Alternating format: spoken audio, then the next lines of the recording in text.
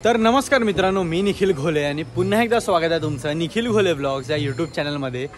तर आता मी निघालो आहे विलेपार्लेमधील सर्व गणपती बघायला। तर सर्वात पहिला मी दर्शन घ्यायला जातो आहे ते म्हणजे विलेपार्लेचाच म्हणजेच मुंबईचा पेशवा जो की कागदी मूर्ती आहे ते बघण्यासाठी।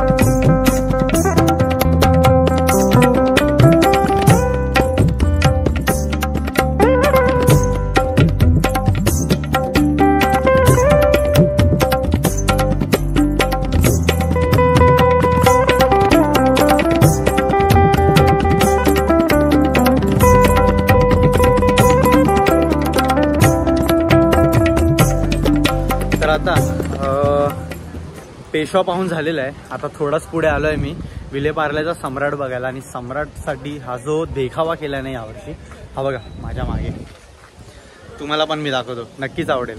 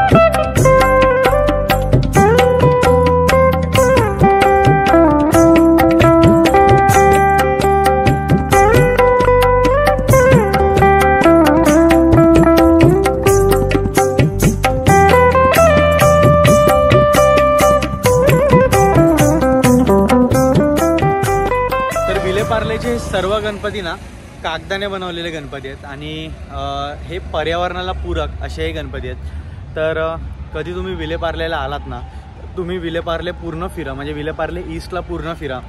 मी सर्व गणपतीचे नावं वगैरे सर्व दिलेले तुम्हाला माहिती पडलेच असेल. आणि मला जो हा म्हणजे करणचा विलेपार्लेचा जो गणराज आहे ना, मल्हारीच्या रूपात खरंच खूप भारी होता. तर आता याच्या इथेच शेवट केला आहे मी आणि या ब्लॉगचा सुद्धा शेवट इथेच आहे.